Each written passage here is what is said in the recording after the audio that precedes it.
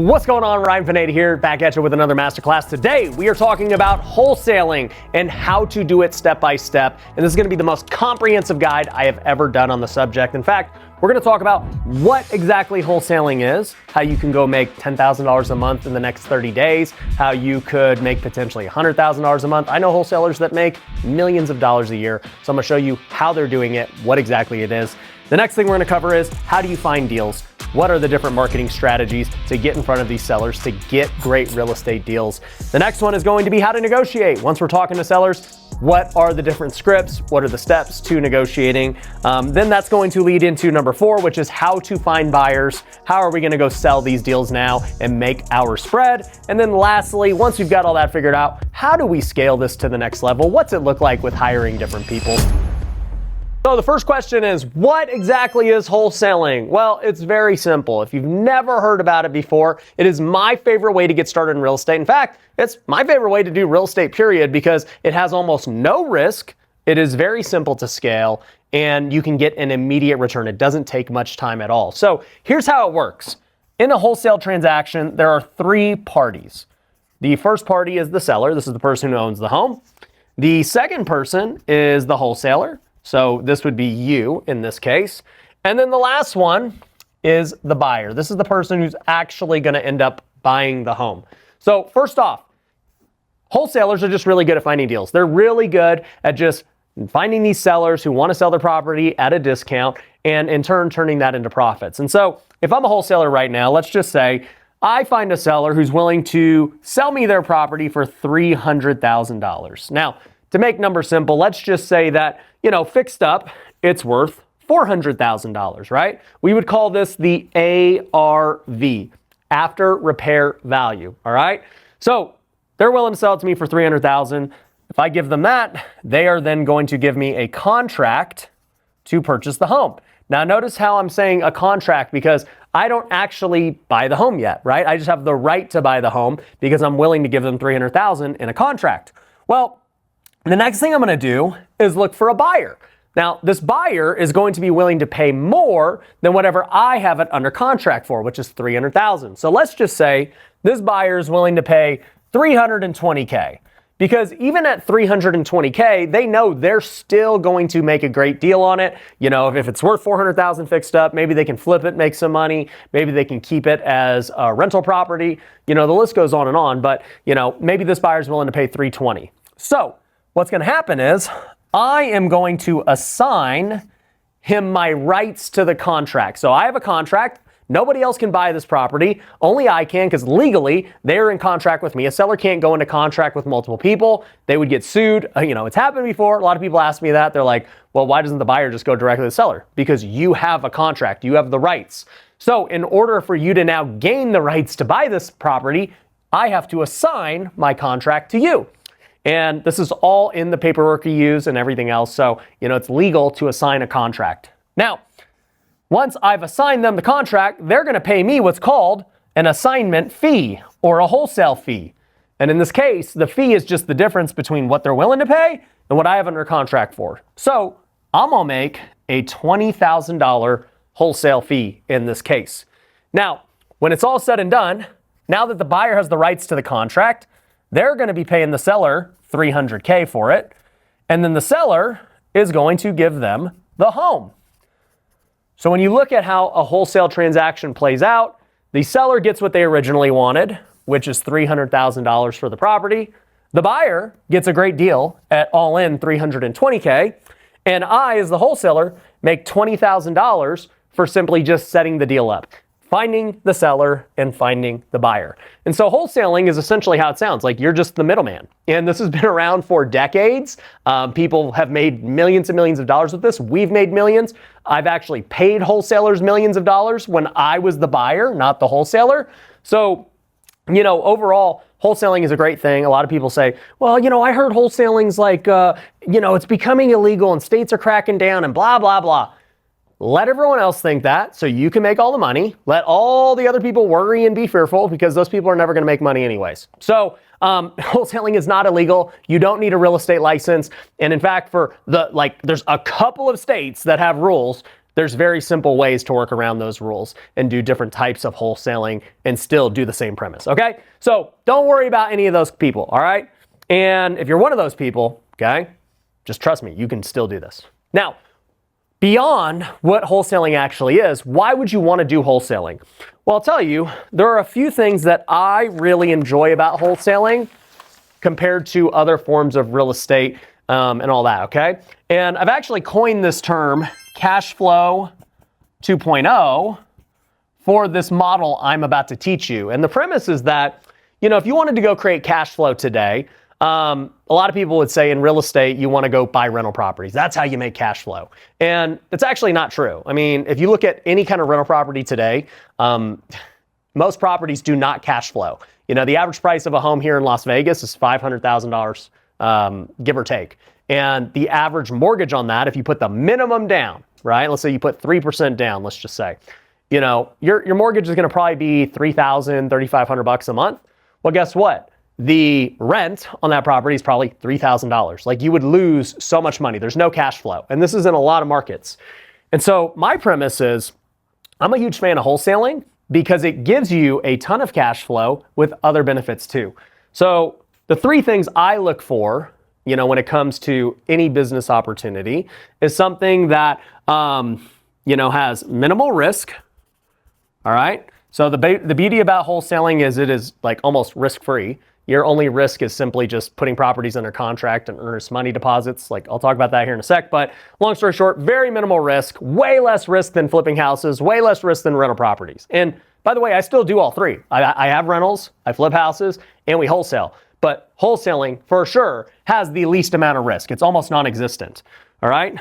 The second thing that it has is very minimal time to get started and do.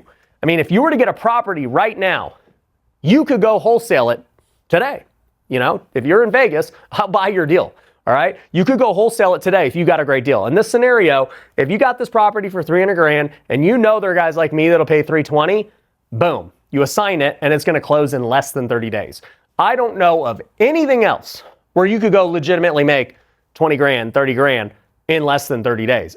There's a reason that, I've tried so many businesses in my career, and I still flip and wholesale a decade later because it works, it continues to make money, and I continue to scale my business. So it's very minimal time.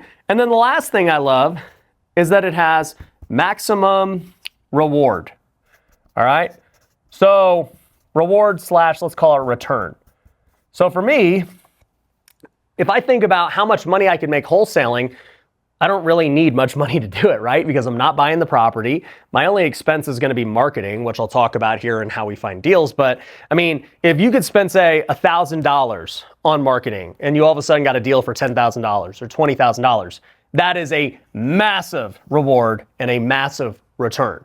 That does not exist with rentals and other things, okay? With rentals, you still got to go put a lot of cash down. You got to go get a big loan. Same thing with flips. You got to still take on debt. You got to put on a loan, all these things. Like, I still love flipping, but nothing compares to the reward / the return with wholesaling, because it's almost like, I don't want to say it's infinitely scalable because there's always a cap to everything, but man, it is very scalable because you don't need to fix it up. You don't need to raise capital. All the things that you would normally need for a rental or a flip, you don't need. All you got to do is just simply find deals. If you get good at finding deals, you can make a lot of money. So all that being said, for me, when I look at building a business that's going to give me cash flow, all right, I want a business that has minimal risk, very minimal time to get started and get going and making money, and then maximum return. And wholesaling does all three of those things. That's why I'm such a huge advocate of it for somebody starting out. That, like, literally, I will put the wholesaling business model up against any other business model, and they don't compete, right? Because rentals, like, let's just say rentals, all right? The wholesaling we know is a check. Wholesaling's great. What about rentals? Well, rentals don't have minimal risk. They have a lot of risk. I mean, tenant could destroy everything. You got all these property or, all these repairs to fix up. If you don't get a tenant, you're still paying the mortgage every month. There's a lot of risk with rental properties. Time. Rentals can make you a bunch of money, but over time, they will. They're not going to make, a rental's not going to make you money next month. Rental's not going to even make you money next 6 months, but wholesaling can make you life-changing money in the next 6 months. All right. And then lastly, maximum return. I mean, the returns on rentals are not great. If you really look at it cash flow wise, all right, now rental returns are good over the long haul of 5 years, 10 years, whatever the case is, right? They're good for tax benefits. They're good for appreciation. But in terms of cash flow, if we're trying to make money today, the return on a rental actually sucks. I mean, if the average rental costs you, let's just say, I don't know, and this is just a low number for most states, but if it's $200,000 and most of the time with the rental, you got to put 20% down, that's $40K. And how much is the rental actually going to even make you per year? I mean, this house might make $200 a month, right? If you're lucky, net, after all the expenses, property management, repairs, all that. So that's $2,400 a year. Well, a $40,000 investment to make $2,400, I mean, it's not great, okay? I mean, that's about 6% cash on cash return. So from a cash flow perspective, it is not a good return. And I could run this from every scenario. I mean, people ask me, what do you think about buying like a laundromat? What do you think about this? It's like, all right, well, let's talk about a laundromat. All right. Minimal risk with a laundromat. Does a laundromat have risk? Absolutely. You got to go buy the business, whatever that costs. You got to go buy the machinery. You got to go pay for ads. You got to go pay for your rent. There's significant risk with owning a laundromat.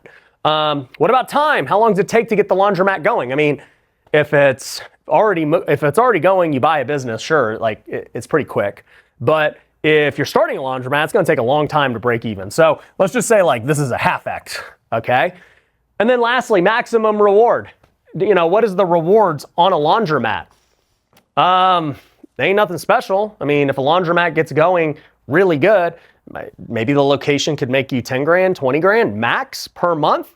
I mean, that's the max. You got to go buy another location and take on more risk. Whereas with wholesaling, you could do this from your home with almost no risk and maximum return. So, I'll give that another half X too. So I think cash flow wise, the laundromat's better than buying rentals for sure, but it ain't better than owning a wholesale business. So anyways, this is why I'm a huge advocate of wholesaling. This is why I'm a huge advocate of doing this if you are trying to make cash flow, and also talk about how it builds long-term wealth down the road once your business is built. So let's talk about how do we find deals? If a wholesale business is just simply, finding great deals, how do we do it?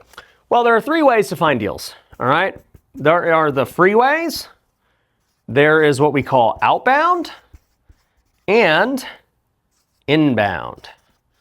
So let's talk about which ones work great for what. As far as free goes, all right, free methods of getting deals would be the MLS. This would be properties that are on the market. The next one would be referrals. So this could be agents. This could be other wholesalers.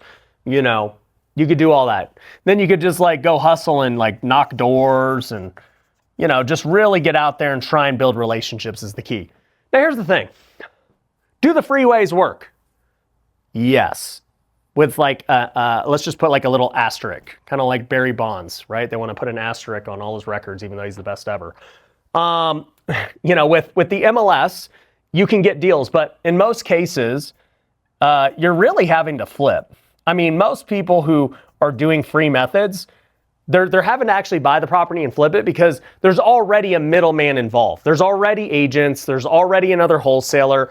Can you wholesale it and make money? For sure.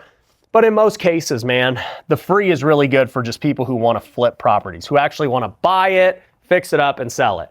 In fact, I do a lot of free deals. They're almost all me buying deals to flip, all right? And I just hate door knocking, so I don't even recommend that, period. But, when it comes to free, it's very difficult to wholesale these. And, here's the other part too. If you're just getting started, it's really hard for people to take you serious, right? Because if you're in an established market, all right, and you and I are talking to somebody in Vegas, who do you think they're probably going to do the deal with? I mean, more than likely, they're going to do the deal with the guy who's got more experience, who they trust is actually going to close it. So in a lot of cases, it's really hard for people who are brand new to get started trying to wholesale these free different ways of doing it. And that's why I think most people fail, is because they don't want to put any skin in the game up front. So they're like, oh, well, I want to do it for free. I want to get started with no risk and blah, blah, blah. And I'm like, you can, but instead of paying money, you're just going to pay for way more time. And guess what? If you don't succeed over time, you end up quitting and you never do this business. And so many of you watching this have probably tried doing free methods and you didn't have success. And you're like, dude, this doesn't work. Well, it's like, no, it does work. You just did the hardest way and it's just not as likely to work. It is what it is. And I tell people this too. This is a whole different note about wholesaling versus flipping because I love both. But, if I were to get a deal for free from one of these methods and I chose to flip it, right? I have no risk on the front end because I didn't spend anything on marketing.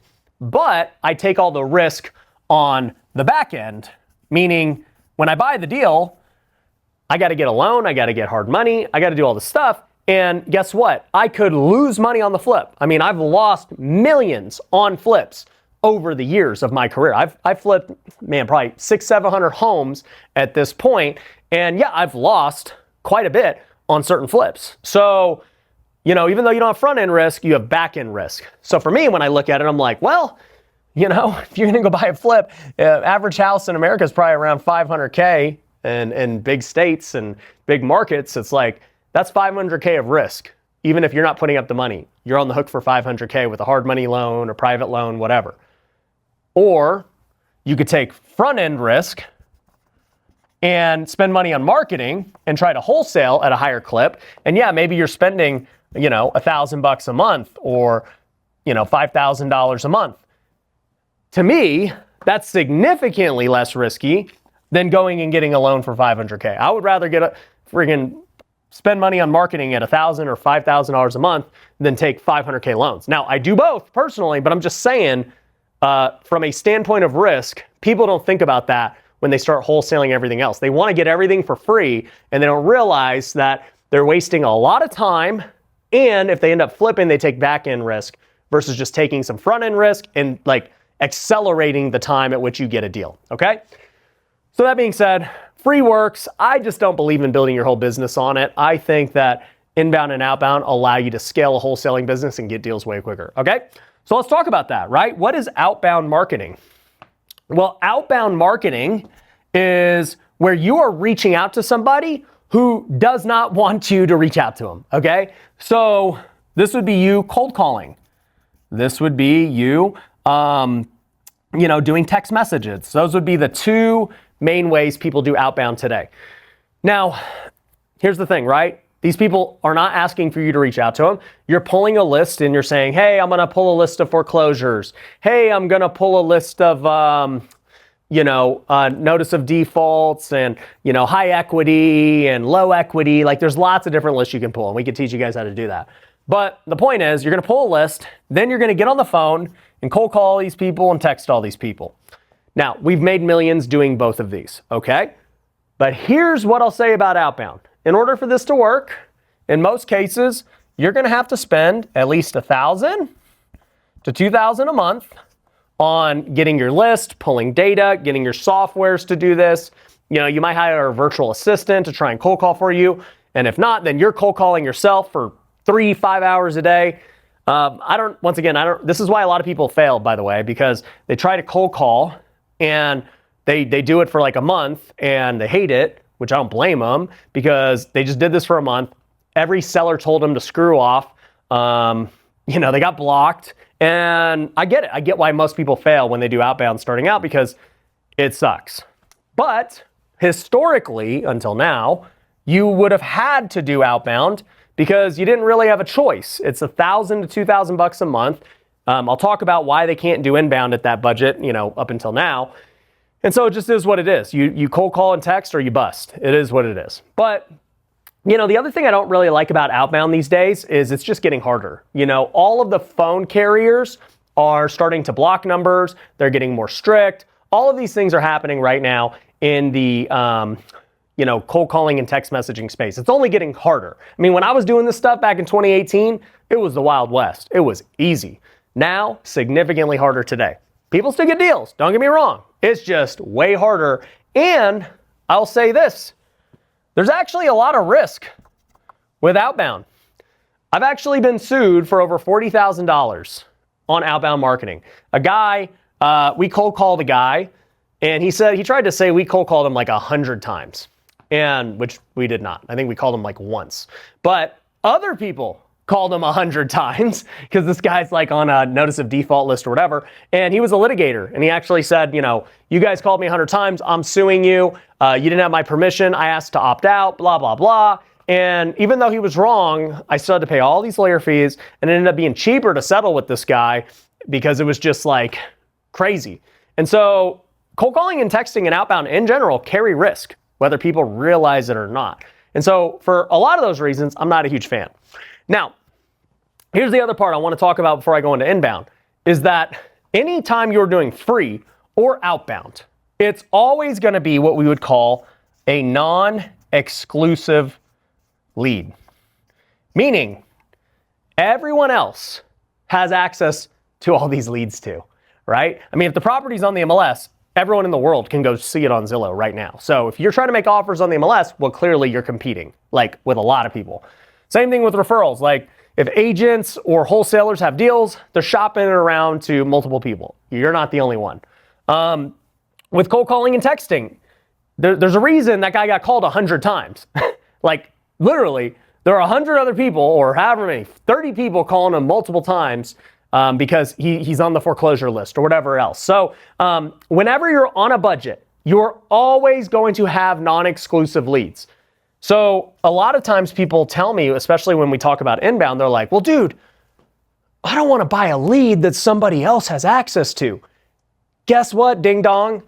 Any lead you get, outbound or free, is competitive. And even in inbound, I'll talk about why that's even kind of like non-exclusive to a degree, all right? So instead of worrying about who else has the lead, sharpen your sales skills, which we'll talk about in the next section. Get better at sales, get better at negotiating, and you ain't gonna worry about who else has this lead, right? I'm not worried that other people make content on YouTube. I'm not worried that, other people see this property on the market. I trust my skills to compete and do sales and just rise to the top, all right? Competition breeds, innovation, and innovation breeds, lots of money. So just learn to compete. Inbound, these are the golden goose of leads. So an inbound lead is when somebody reaches out to you saying, hey, I want an offer on my home. So for us, this is what we do exclusively, all right? So inbound leads would be something like TV commercials, PPC, Facebook ads, direct mail. These would all be ads that we put out, and I've done all of these. And like people would see my TV commercial. I spent millions on TV. They would see it and they would say, hey, guy with the hair, I want a cash offer on my home. They reach out to us. So guess what? When we call them, they're super interested because they filled out the form and said, please reach out to me. Same thing with PPC. This would be, when people go on Google and they search cash offer for my house, we can pay to be at the top. That's why it stands for pay per click. And then boom, we're there.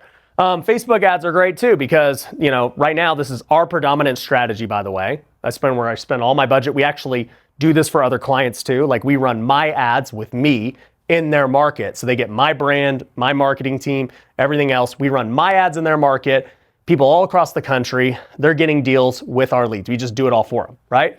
And they work great. And then direct mail would be the last one, okay? So you go send letters to people, they call back and respond. Inbound is amazing for those reasons, right? They're actually motivated. What we would call the cash conversion cycle is significantly quicker on inbound because those people who submit are ready to make a deal right now for the most part. On outbound, even if you get somebody you cold call who's like, yeah, actually I would want an offer, it's usually they're not ready to sell right now. You called them out of the blue and they're like, yeah, you know what? I would consider it. And it takes a lot of nurturing. It takes a lot of follow-up. Whereas these, they've submitted to get an offer because they are ready right now. So inbound has always been the golden goose of lead generation, especially going direct to seller. But here's the thing. Okay, inbound's always been expensive. I always tell people, if you're not willing to spend at least $5,000, don't even worry about it. Like inbound is just, it's expensive. Like the cost for a lead in a place like Las Vegas is insane. Like a TV commercial would be, we would end up spending like $500 to $700 for one lead. PPC, we would see the same thing. It would be like $600 to $1,000 sometimes. It was crazy. Facebook ads, I'm a huge fan of because we get the same leads for $200 to $300. Same quality, in my opinion. And then direct mail, it varies, right? I haven't done a ton of direct mail, so, I'll leave that one out. But long story short, if you were paying these kinds of prices, I mean, back in the day, if you were trying to run a PPC campaign, a lot of people try to run that. It's like $600 a lead. Even if it was $500, if you spent $5,000, that's only 10 leads. I mean, that's just not enough leads, especially for someone starting out. Like, you need more volume than anything because you got to sharpen your skills. I mean, most people starting out, even if you had, 10 leads and let's say 2 of them could actually be closed, you just don't have the skill set yet or the experience to really close these leads. So you're better off doing volume starting out because you got to learn exit strategies, you got to learn the pitch, all that good stuff. But inbound has really been for experienced people who've been willing to spend bigger money. And the last point I want to bring up is the reason people like inbound is not only is the lead quality, significantly higher and more motivated, but, they would be what we call exclusive. So if you're running the campaign, they are reaching out to you in your, market for wherever you ran that ad. And so you're the only one talking to them, at least from that ad. Now, the reason I say that almost everything is competitive regardless, because just because they filled out your website for you doesn't mean that they haven't also filled out other people's. So they might be talking to us, our company's Home Run Offer, but they also might be talking to Open Door or OfferPad, any of these other companies that also popped up when they searched PPC and everything else. Now, there's lots of cases where we're the only ones with inbound marketing, but there's also cases where we're not. We're competing with other people because they've submitted at multiple places. So back to my original point, yes, you'll get more exclusive, but the main reason why we like inbound better is because the motivation is much better, the quality is much better. I'm not really concerned if they're talking to other people, right? So don't worry about exclusive versus non-exclusive, in my opinion. That being said, if you're starting out right now, you're probably like, well, Ryan, I don't know what to do because you're telling me free is not the best for wholesale. Outbound, I might get sued and the leads kind of suck and I still, have to spend $1,000 to $2,000. And then, yeah, you're telling me inbound's great, but dude, I can't spend over $5,000 a month right away. What do I do? Well, we actually created a hybrid of all of these things, and what we call them are lead packs. And so my newest innovation, and people have been having tons of success with them. Maybe they'll B-roll some of these testimonials right now. Hi, my name is Ivan Tejeda, and I am part of Lead Kitchen. In 1 month, we have locked up 5 contracts. The projected profits on those 5 contracts is 190 grand. So my name is Justin You're We have started Lead Kitchen and only been doing it for 6 days. We've gotten 2 contracts. We've gotten a total of 6 leads. Leads are amazing. Projected profits, conservatively, for sure, at least 70K on those leads. Hi, I'm Kevin Illich, and I'm part of Lead Kitchen. We were one of the original 10 Lead Kitchen members, and for the past 5 months, we currently have 11 deals locked up. 5 of those are novations about to hit the market. 2 of them are wholesale deals that we're looking to assign, and 4 of them are assigned for a $78,000 profit. People have been killing it with these lead packs. So let me tell you what they are, all right? I've been doing inbound marketing for like the last 7 years. And over that span, we've generated over 20,000 leads. If I go and I see them right now, we got over 20,000 leads. And most of them are pretty recent. With so many leads coming in every single day, we literally cannot hit the old leads. And so one day I said, you know what? Let me just package all of our older leads, okay? And let me put them in packs so that people could just go start hitting leads right now and have an inbound quality lead for a fraction of the price, like 10% of the price. That's exactly what we did. And so we started making these lead packs include packs of 50 inbound leads nationwide, okay? So these inbound leads, they're no more than 6 months old, just so you guys know. And there's over 50 of them, there's exactly 50 of them in each pack. And we give them to our students now. Any of our students, they get inbound leads, 1 lead pack. They get all the softwares they need. They get one-on-one coaching. They get everything included in their coaching. We got programs that start at $1,000 a month. So if you were getting 50 inbound leads at just $1,000, that comes out to $20 a lead. All right? This is significantly less than $500 a lead. and it's still an inbound quality lead. And you know what I tell people is they're like, well, what about older leads, right? What about this? And it's like, dude, they're $20 a lead, okay? What are your other options, okay? If you go do a text message lead, it actually ends up costing you more than $20 a lead. They end up costing you probably $40 a lead, $50 a lead, because you're paying a VA to go and do it all, okay? And you got to pull data and all this other stuff. And guess what? It's still non-exclusive. Everyone's talking to that person. You cannot get inbound leads for that price. The trade-off is they're a little older, but here's my opinion. Because we've had so many people have success. I mean, I hope they're B-rolling different testimonials right now. Because we've had so many people have success, the reason is a lot of inbound leads, they might come in today. And for me, when I'm trying to get an inbound lead, my goal is I want to close 1 out of 20, all right? If I can close 1 out of 20 leads, then we're going to do really good. But that means 19 out of 20 did not close. So 19 out of 20 are still available probably months later, right? Maybe a couple of them got locked up by somebody else. 16 out of the 20 are still available. And you know what causes a seller to take less price or get more realistic? Is time. Time for their situation to change. Time to realize that whatever they wanted for the property originally isn't going to happen, and now they'll take a lower price. And so the reason lead packs work is because these sellers have now had time since their initial interaction with us, becoming an inbound lead, and we just don't follow up anymore because we have freaking 50 inbound leads a day coming in that our team is working. They're focused on all the brand new ones. They don't really worry about the old ones because they just don't have the capacity.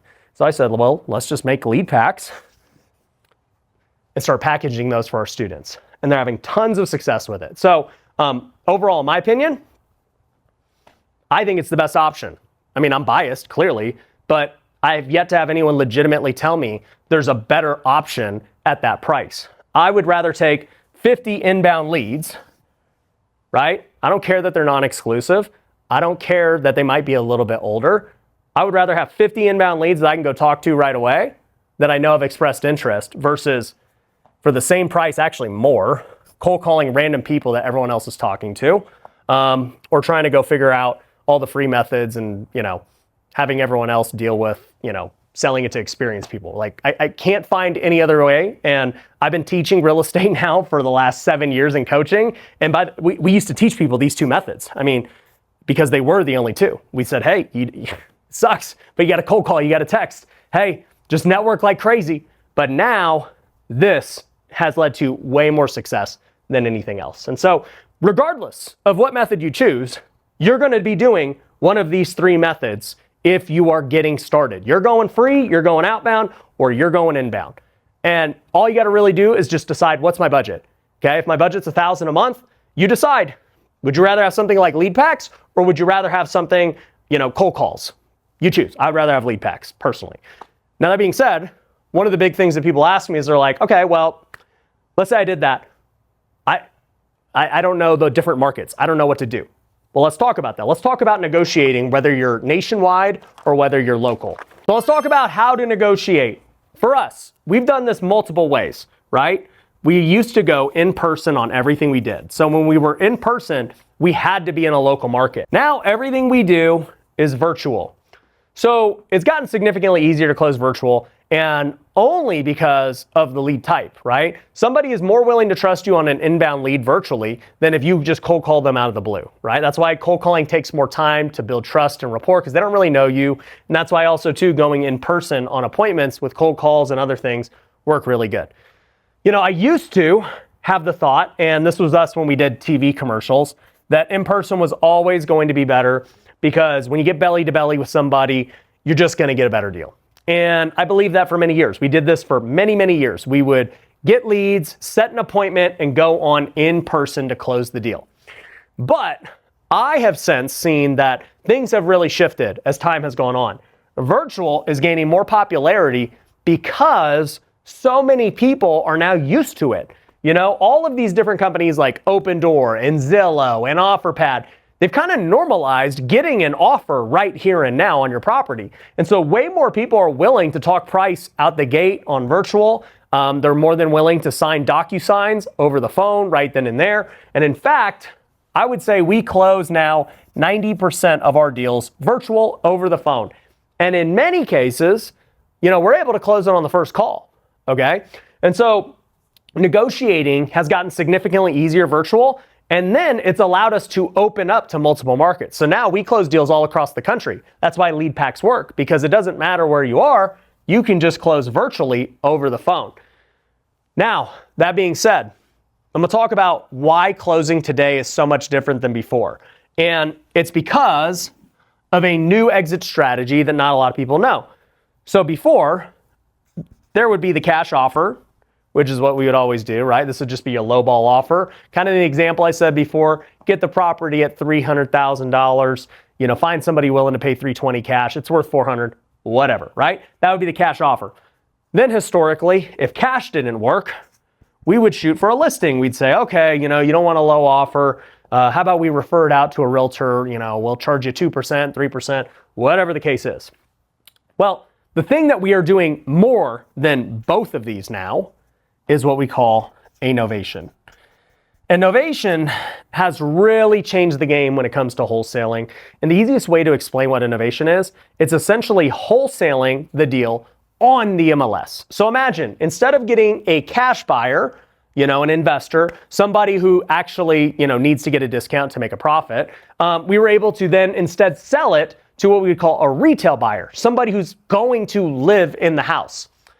If you sell it to somebody who's going to live in the house, they're paying market value. They don't need a spread. That's like who we would sell to anyways if we were flipping the house. The novation allows us to do this. So let me explain a little bit about how it works and what it does. So before, okay, when it came to a cash offer, let's just say in a lot of markets, we might have to get the deal at 70% of ARV, all right? If it's worth 400, we need to get this thing at like 280, 300, whatever the case is. Well, with a novation, we can actually get it at 90% of market value, and I'll explain why. Let's just say the property is legitimately worth $400,000. So it's worth 400K, it's right there. If I got it at 360, which would be 90%, I can actually still make money on this. And here's how. With a novation, I am now going to list the property ourselves. There's different paperwork, I'll talk about that later, but big picture, I list the property myself, and what we do is we get a flat fee broker to do this. Flat fee brokerage pays about $500. They don't do anything, they just list it on the MLS, we handle the calls, showings, all that stuff. I still got to pay a buyer's agent to bring me a buyer. So in this case, 3% of 400,000, that's $12,000. Then I'm going to have about 1% in closing cost. So with escrow and all that stuff, that's $4,000. And then let's just say there's miscellaneous fees. I give the buyer like a repair credit or, just random things. And we'll do this to make the number simple. Let's say that was $3,500 in miscellaneous credits and everything I gave to the buyer. Well, add all that up and you're at $20,000 of fees. So if I get $400,000 for the property, because that's market value, and I have $20,000 in fees, and I have it under contract for $360, well, 400 minus 20,000 is 380, right? I got it for $360, which means I am going to make a $20,000 fee. We call this the novation fee. This is why the game is so different today versus years past. In years past, everybody was doing cash and listing. I actually kind of think that wholesaling is going to go away at some point with how we think about it, because things like novation are taking over in many markets, including mine. I mean, think about it. If I'm able to offer the seller $360,000 now, and all the other wholesalers are at 300 to 320, how are they going to compete, right? I mean, they're hoping at 300 or 320, they can make a $20,000 assignment fee by selling it to a cash buyer or, a flipper or a buy and hold guy, whatever, right? But because I'm able to sell directly to the retail buyer at 400K and then do it in a way where, we're cutting out the listing agent, we're just doing it ourselves, all that, I can still make $20,000 and pay significantly more. And that doesn't even stop me from getting better deals too. I mean, what if I locked it up at 340? right? And they're willing to do a novation. Well, now all of a sudden, my fee turns from 20K to 40K. So novations are an absolute game changer. I mean, we've had $50,000 novations multiple times in different states. So this works all across the country as well. You know, most markets, I would guess 90+% are all good. Other markets, you got to have different things. And, you know, like I said, we'll teach you all that stuff. But, you know, long story short, novation changes the game when it comes to negotiating because almost all deals just come down to price at the end of the day. That's why most deals don't work out. So if I'm able to pay significantly more than everyone else, I'm going to get more deals. That's all it's going to come down to. So novation is something that we have pushed heavily in the last year, and we will continue to do. Now, if somebody's still willing to say cash and everything else, we'll do that. But really, we're trying to go cash or novation at the end of the day. And both really have no risk. Most pay out really quick. It's awesome, okay? And, you know, a lot of people would say, well, Ryan, why would somebody do a novation? Why? You know, why not just list it themselves? Well, you got to remember, why are people even calling us for a cash offer? They could always list it with a realtor. I have found that most people who reach out to us about a cash offer are just simply saying, dude, I don't like realtors. Whatever, dude. I don't know what you would call realtor racism or anything, but that's kind of what they have. They just don't want to deal with realtors, period. And we're like, all good. Well, we'll give you cash, but you know, you would make more if you just listed it with a realtor. But hey, you know, you want cash now, we'll give you cash. I mean, we've been doing this for the last decade that way. A lot of people, like I say it comes down to price, but it comes down to price to a degree.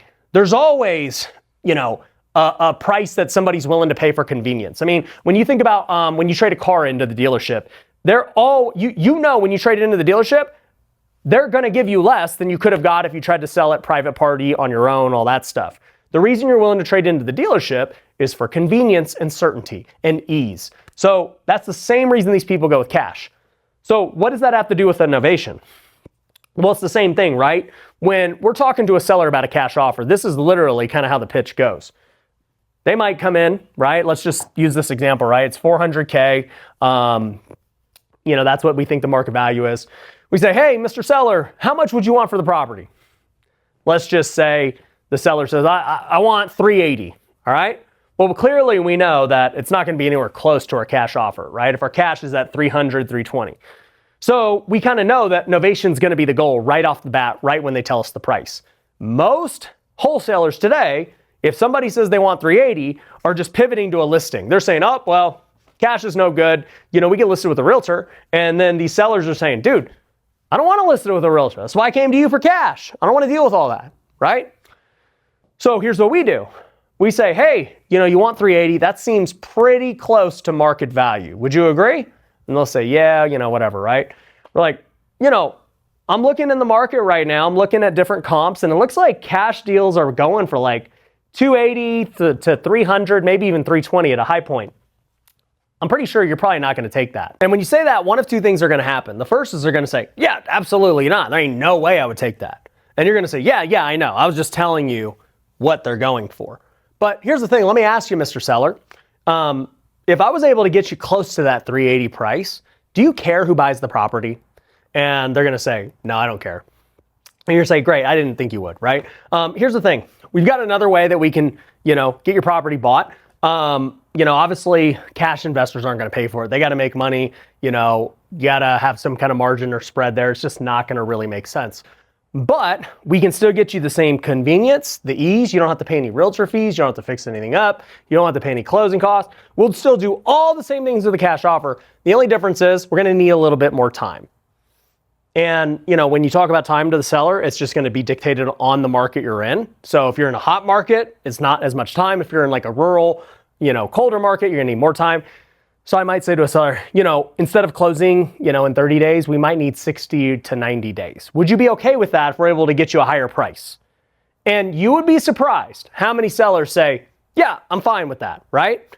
So once they say they're fine with that, that's when you start now trying to negotiate this novation. You say, okay, cool. So, you know, 380 is still like pretty high at market value. I mean, even if you were to get market value, which let's just say it's 380, you're still going to have to pay realtor fees. You're still going to have to pay closing costs. You know, you're still going to have to pay some repairs and different things. I mean, it might cost you anywhere from 6 to 10%. So, let's just call it 10%, that's about $30,000 to $40,000 in fees. So at 380, even if you got that today on the market value, like we're saying, you would net about 350. Does that make sense? Seller says, yeah, that makes sense. Like, I get it. So if I was able to get you 350 and you didn't have to worry about the realtor fees, any of that stuff, and we could just handle the entire transaction for you, you don't have to worry about it. Would you be good with that? And then, if they say yes, boom, you have a novation. You have it for 350. Now all of a sudden you can make $20,000, $30,000. All right. That's the quick and easy novation pitch.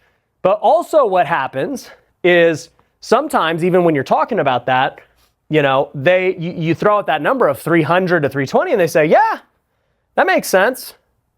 And you might end up getting them at 300 to 320. Or, maybe you're talking about the time frame and you're like, yeah, I mean, it's probably 90 days. And they say, no, I need to sell this now. And at that point you say, well, unfortunately, if you need to sell it now, the market is what it is. I mean, investors are paying 300 to 320. So you got a choice to make. I mean, I'm happy to get your house sold really fast if you want. That is one option. But if you can wait just an extra couple of months, I mean, you could potentially make $40,000 more. I mean, is a couple of more months worth $40,000? And you let the seller decide, right? I mean, I've seen sellers go both ways. I've seen sellers say, no, it's not. I need to sell it now and go cash. And then I've seen other sellers say, no way, I'd freaking wait 2 months to make an extra 40K. And then they go novation. So long story short, we are now pitching both depending on what the seller tells us the price is and what their timeline is. And then we just pivot either way. We don't force anything on anyone. We just give options and let them pick. And so it works really good. We do it virtually. We do it over the phone, and it works really good with inbound leads because they already have built-in trust when they do an inbound lead. Think about it. If somebody sees my ad, okay, and maybe they've seen me on social media before, maybe they haven't, but the fact is they're seeing an ad that they're now responding to. They must have believed the ad enough to have some level of trust to say, yeah, I would submit, my address and my information to this person to get an offer on my home, and they do. And guess what? When we get on the phone with them, they already have trust. They expect us to reach out to them. And now it's like, we got two options. I mean, we'll give you the cash or we can get you more if you're willing to wait a little more. So novation works really good virtually and on inbound leads. And this is why I say I'm a huge fan of lead packs because we have tons of students doing novations with our lead packs. And let me also add to this too.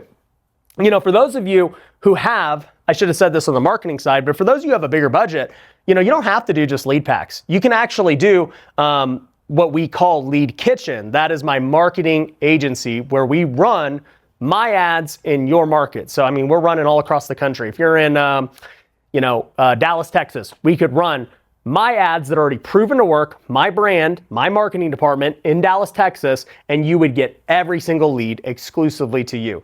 So no one else would get those leads. They're just for you. And, you just pay a retainer and whatever the cost is for the lead, it is, right? I mean, Dallas might only be $100 a lead, maybe $150 a lead with the way we do it. And so, you can absolutely go that route too. So I don't want you guys to think that lead packs are the only way. I think they're the best way if you have a small budget and you're willing to run this model. You're willing to close virtually and you're willing to do novation and cash offers. If you want to just flip and buy houses cash, then, you might want to just cold call or find deals on the MLS because you want to flip. But if you want to wholesale and do it the cheapest possible way, the easiest barrier to entry, you would use this model that I'm talking about. So now, once you lock deals up, right, whether you lock it up with cash or a novation, finding the buyer is actually very simple now. So let's first just talk about novation since we've been already on that subject. Novation finding buyers is simple because you actually don't have to do anything. Once they've agreed to do a novation, you're just listing it on the MLS. Once it's on the MLS, you literally don't have to do anything. You just wait for agents to call you about their buyers. That's it. Okay? That's why I love novation because it makes it so much easier to find the buyers. You just wait. And this is why I love it in other markets too, because I don't have cash buyers lists like people that I know in other markets, if I can just throw it on the MLS, I know the thing is going to sell. So I'm a huge advocate for novations, especially when you're virtual nationwide. So I love the MLS for that reason on that front. Now, what about if you've locked it up for a cash deal? Now we got to go find, investors. So what are the best places to find investors? Well, I'll give 2 shout outs here. All right. First one, the easiest way. I told you guys that with our students, they get softwares and everything. So we have 2 types of softwares. All right. We have one called Wealthy Deals. And so Wealthy Deals is our software that allows you to run lists, to look up properties all across the nation, see their loans, see who's the owner, pull their phone numbers, get everything, okay? And one of the lists that you can pull is a cash buyer list. And so if I have a deal in a certain zip code, what I would do is I would pull every single cash buyer in that zip code. So let's just say I got a deal here in Vegas. The zip code I'm in here is 89119. I would search for the cash buyers in that zip code, and let's just say there's 1,000. So I would pull their data. It costs 5 cents to get all the phone numbers of the 1,000 per or 5 cents per record. So it would cost me about $50 to pull every single cash buyer in this zip code. What I'm then going to do is put them in our other software. We only have 2. Our other software is called Wealthy CRM. So this is the CRM that we have built out that has all the automations. It comes with a free built website. It's how you contact your leads. It's how you're going to text your leads. It's how you're going to call your leads, email your leads. It does literally everything, okay? And I'm going to just take all those cash buyers in there, and then I'm going to text blast all 1,000 of them. And I'm going to just say, hey, I got this deal in, 89119 to 32 at $400,000 purchase price. The ARV is $500,000. Text me back if you're interested in buying this deal. Well, your phone's going to get blown up from that text. And now you just talk to the buyers and see who's willing to pay you way more than whatever you have it under contract for. So this is the easiest way to find cash buyers. The other way, once you get more experienced, is a different software. It's called Investor Lift. And this is a software we also use. Used it for many years. I've done a podcast with the founder, Robert. Investor Lift is awesome. You guys can check it out. But, if you're on a budget, it's probably not for you yet. This is for more experienced people who are getting lots of deals. Investor Lift is a great tool that already has buyers. You could post the deal on their marketplace where cash buyers are always looking at it. It's really cool. So big fan of Investor Lift once you're already scaled. If you're getting started, I think you need to spend all your money on marketing and getting leads. A lot of people are just so scared. They're like, what if I don't have a buyer? You could back out of the deal, okay? There's almost no risk. You have something called due diligence, which allows you to back out of deals. So we'll get due diligence for 30 days, 60 days, 90 days. And if we can't find a buyer in that time, we just back out before due diligence ends, and there's no harm, no foul. Another thing people get scared about is earnest money deposit. That's EMD.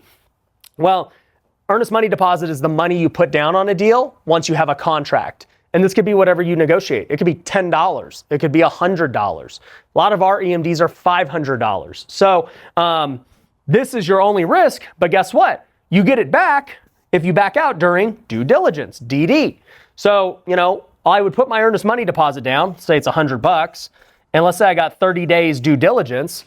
Well, on day 28, I still can't find a buyer. I just cancel the contract and I get my $100 back. That's why I say it's basically risk-free. So long story short, if you can't find a buyer, all right, the last thing you need to do before you back out is you try to renegotiate.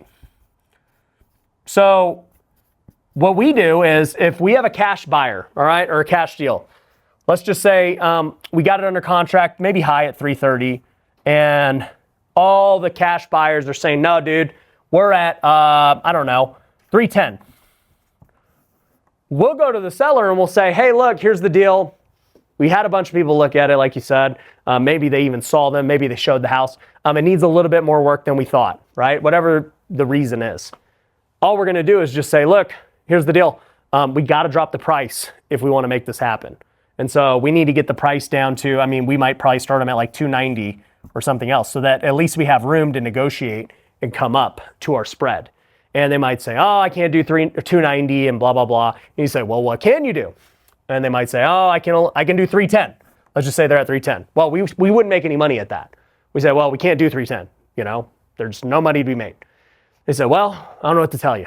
And then at that point, right, if there is truly no money to be made, we would cancel. And we'd say, well, then I guess we're going to have to cancel. But let me ask you, what are you going to do next? And they might say, I don't know. It's like, well, I mean, how important is this selling it to you? And they say, really important. It's like, well, I know you really want 310, but if you could get it down to 300, we could get this thing done for you. And at that point, like I said, it's all negotiation. They might say, yeah, you know what, 300's good. And now we can at least make 10K out of it after the renegotiation.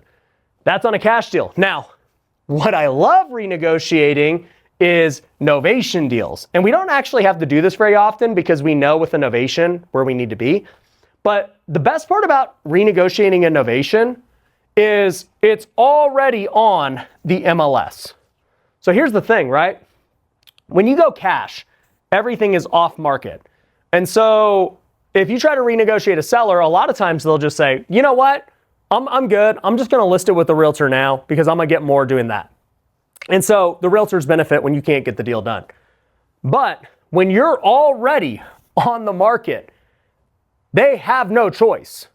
If this property is not selling, they have to renegotiate, right? Because if I'm listed on the MLS and we're at $300,000 and there's no offers, we have to go to the seller and we got to drop the price. Clearly nobody wants it at this price. There's no showings, there's nothing.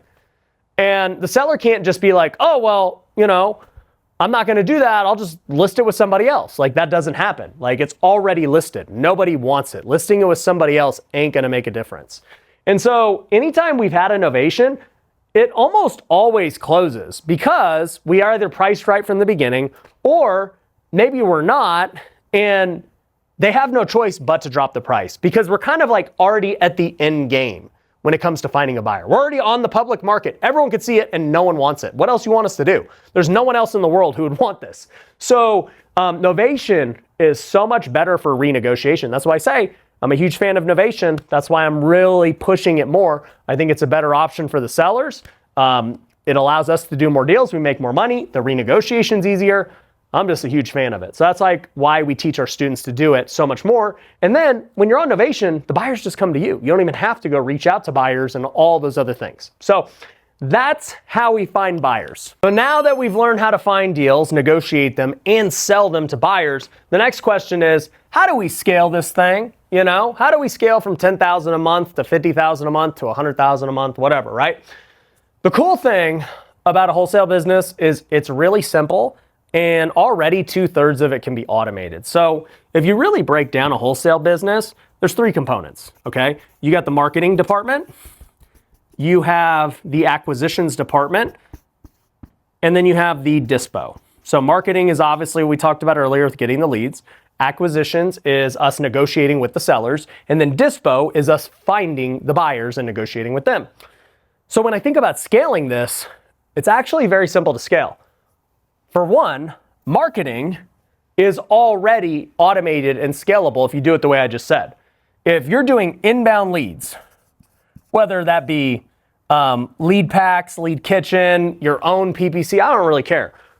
If you're doing marketing that's inbound, it's automated. You literally are just paying for leads. You just say, hey, I want to spend $2,000 this month. Hey, I want to spend $5,000 this month. And then you just get more leads. It's very simple. Other people who market with outbound and free do not have automated marketing, right? If everything you're doing is free, guess what? It's all sweat. You got to go grind it out on the MLS, hunt for deals. You got to go network on every little place you can. You got to be running all this stuff. Like, you're just trading time for leads.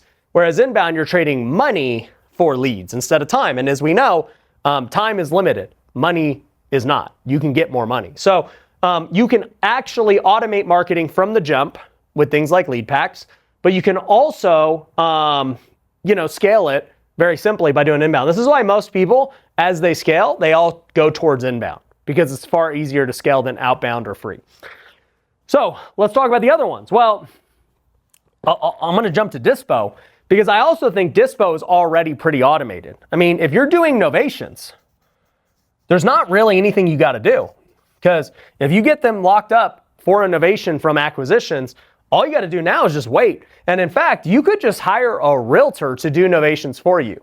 You don't have to actually do the flat fee brokerage. Like I said, I know some of our students who just hire a realtor, they pay them 1%, 2% for their commission on doing the deal, and they still do a novation. The realtor understands how to do it, and then boom, Dispo's automated. They just hired a realtor. Very simple. But if not, I would suggest you starting out do Dispo if you're going to do novations, or if you're going to, find the cash people for yourself and use the different softwares that I mentioned. So Dispo can be automated from the jump too. So that really only leads acquisitions. At the end of the day, this is where you're going to make or break in the wholesale business. You're going to have to lock up deals with sellers. You're going to have to talk to more sellers. That is where the business is made. This is literally, just so you guys know, the wholesale business is just a sales game, right? I mean, it is sales and marketing, but I'm already telling you, marketing you can already do, and it's very simple. You don't even have to guess. Just use our stuff. It's already proven to work across the country. So your success is literally going to be dictated to acquisitions and whether or not you can talk to enough sellers and do that. And I mean, when it comes down to scaling this, right? I mean, if you're starting off yourself doing it, or you say from the jump, like, dude, Ryan, I suck at sales. I do not want to talk to sellers, blah, blah, blah. Well, you can hire somebody to do this. I mean, great acquisitions people, I've hired them from car dealerships. I've hired them from other sales positions. You know who's a natural born salesperson. You just talk to them. They're extroverted. They're good at speaking. They can hold conversations, all that stuff, right? So acquisitions, I would say, is the hardest one to scale. And it's one of the reasons, right? People are like, well, Ryan, if you got all these leads, why not just hire more people? And it's like, dude, training up 5 good acquisitions people is hard enough. I mean, for me to handle literally all the leads we currently have, I would need 20 guys. I mean, if I truly wanted to hit them properly and hit them to the fullest extent, but it's far easier for me to just sell leads and do different lead generation things for everyone else than try to go scale acquisitions. That's just the honest truth. So acquisitions will always be the one that makes or breaks you, because Dispo can only do as much as acquisitions gets some deals. And Dispo can only sell them if acquisitions gets good enough prices. And, if they got to renegotiate, acquisitions got to do a good job renegotiating. So this is the one that will always make or break you. It's the one that I think, if you're good, great, you're going to do well. I mean, I've always been in acquisitions. I'm always wheeling and dealing. I'm a salesperson. But you could hire somebody out the gate too. And then eventually it becomes this automated thing as well once you learn how to hire people. I mean, like today, we have 5 salespeople in my organization for my wholesale, talking to sellers every single day. Right? I mean, that's 40 hours a week, 5 people, that's 200 hours a week that I have delegated out towards acquisitions. I spend about an hour a week in my wholesale business, just looking over the high level stuff. And, they're the ones locking up deals, every single week because they're just doing their thing. And so, you're going to hire acquisitions people as time goes on. You could do it right away, but this is how you're going to scale. I mean, it's really simple. Once you start to figure this business out, once you have a foundation, you just start spending more on marketing, you get 1 or 2 acquisitions guys, and then you just let Dispo do its thing. It's really that simple. And the bonus of what I want to tell you is this. If you build out this wholesale business the right way, it allows you to do everything else you want in real estate. Because really, people don't realize this, but all the other things are just derivatives, meaning they all come from wholesaling. So if you want to flip, guess what? All these things still have to happen. You got to market, you got to find deals, you got to negotiate with whoever's selling you the deal, and then boom, instead of dispoing it to a buyer, your dispo is to yourself. You're the buyer. And then you're going to raise capital, fix and flip it, do all that stuff. Guess what a rental is? Rental is the exact same thing. You got to market, you got to find the deal, you got to negotiate it, you got to do all that stuff. And your dispo is back to yourself. You're the end buyer. And then you're going to fix it up, raise capital, do all that. But instead of selling it once you're done like a flip, you end up refinancing it or keeping it, with a BRRRR as a rental. Same thing. You want to do some creative finance deals? Guess what? You got to get in front of sellers. You got to market. You got to negotiate. It's all the same stuff. So if you want to be a real estate investor who does a lot of deals, you have to build a wholesale business whether you realize it or not. It's just your exit is going to be different. And I'm, by the way, still a fan of all these different exits. I mean, we still flip a ton. I'm buying rentals. We do creative deals. We do sub-2 deals. I love rentals. Like, people think I don't like rentals because I hate on them for cash flow. They suck for cash flow. Nobody can tell me otherwise, all right? Rentals, for anyone starting out, are a terrible way to get cash flow. The wholesale business I just showed you, significantly better. Go spend $1,000, $2,000 a month, potentially make $10, $20, $30, $40,000. That's way more cash flow, way quicker, with way less risk. But I do love rentals for the different reasons of once you start making money, you get tax write-offs. You could potentially pay nothing. You start buying rentals. You get appreciation. You get, pay down, principal pay down. So rentals are great overall. And I always tell people, I'm like, look, you start wholesaling at a high level, you make a bunch of money, just keep a couple of them now as rentals so that you could write off all of your wholesale income so that you can start building long-term wealth. I mean, the math is really simple. You could go make, say, $200K wholesaling next year, and all you got to do is buy probably 2 rentals at a certain price, and you could potentially wipe out all that income with something called depreciation. Now we're getting into more complex things, but you could wipe it out with something called depreciation. And now, all of a sudden, not only did you still make $200K wholesaling, you got 2 rentals, you kept all your money you would have paid to the government in taxes, and you got equity, and you're building long-term wealth. This is how people get rich in real estate. They build a wholesale business without realizing it, and then they start doing different exit strategies. That's how you build wealth. That's what I've done the last 10 years. Done hundreds of deals, lots of flips, lots of wholesales, lots of rentals, lots of creative deals, and it's still the same system. But now there's just different tools. There's different marketing strategies. There's different ways to do it, like novations. These are the things that you got to be doing today to be successful in this business. Whereas 5 years ago, you could have got away not doing any of this. You could have just got way more deals on the MLS. You could have got, cold calls. There wasn't that many people doing it compared to today. It was way different. Today, you want to be successful, you got to do it this new way. So anyways, hopefully this was helpful for anyone trying to start a wholesale business. We would love to help you out over at Wealthy Investor. Like I said, you could get leads, you could get all our softwares, you could get one-on-one coaching, you can get all the contracts, you can get everything you need.